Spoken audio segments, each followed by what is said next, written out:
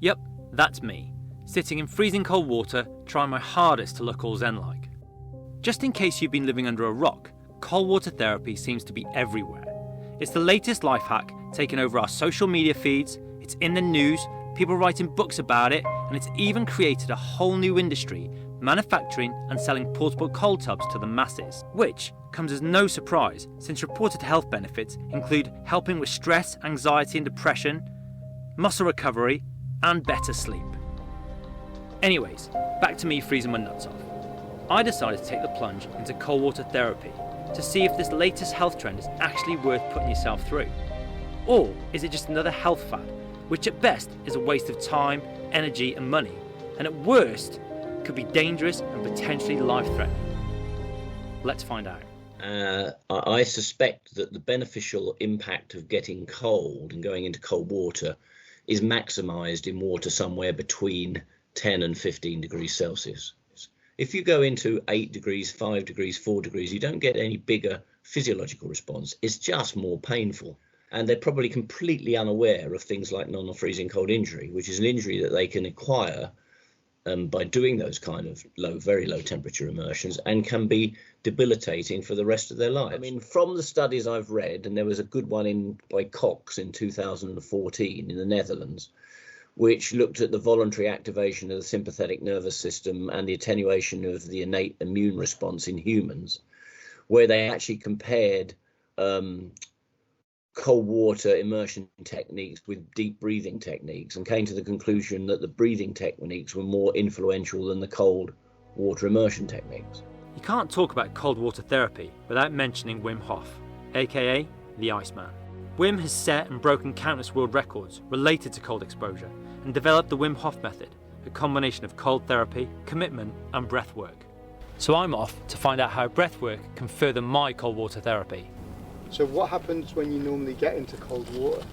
You start gasping, yeah. You go into this hyperventilative state. Well, that hyperventilative state is the sympathetic nervous system, the fight or flight kicking in. Mm-hmm. Your body doesn't like it. It doesn't want to be in that situation, so it wants to get out of that. So yes, you can do one or the other because they are going to improve certain things, mm-hmm. but it's consistency. It's a skill. You need to learn the breathwork side of things, understand how that affects you and what levels that you can go to, and then incorporate it in getting into cold water to calm yourself down. So we're going to go down and you're going to just teach me show me some breathing techniques which will aid my cold water recovery. Yep. And life in itself if I carry on doing them. Exactly. And what you're doing with this is you're preparing your body for exercise, or for preparing your lungs to start going through some breathing exercises. If you're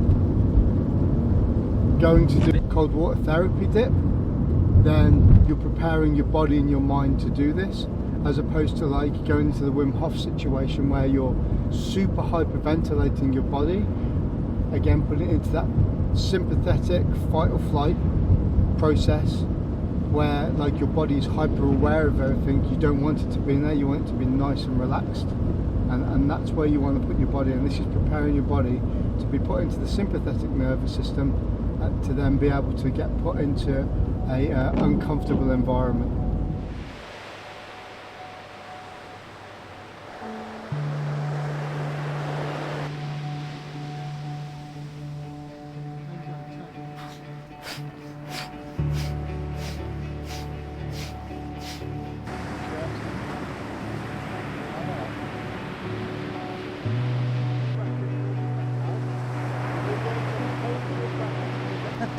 You ready? Yeah, man, let's do it. Fucking hell, look at these, look at these. Come on.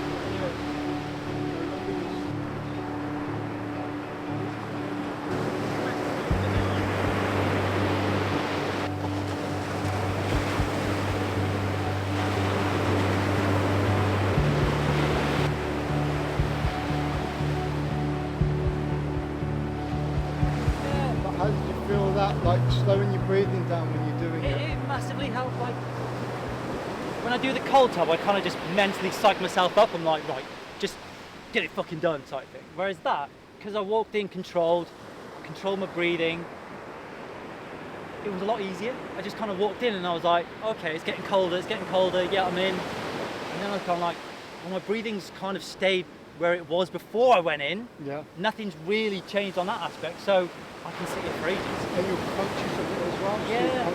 I'm colder now. Let's go and put our robes on, right? That we're out in the air temperature, obviously, than I was in there.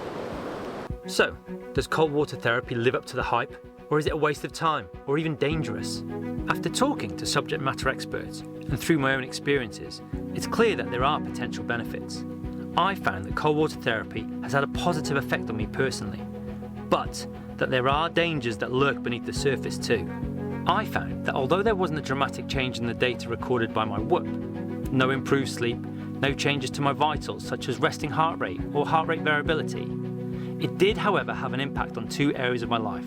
The first being improved muscle recovery from exercise, which included pain-free joints such as my knees and elbows. The second is discipline, doing the things that you know are uncomfortable but good for you, and overcoming that naughty voice in your head telling you to do it later or even tomorrow. However, despite these benefits, I do think there needs to be more guidance when it comes to something as extreme as this. Watching your favourite celeb or influencer's Instagram reel is not sufficient. I also think there should be a greater emphasis on working with cold water and breathwork in tandem, a powerful combination for improving both our physical and mental health.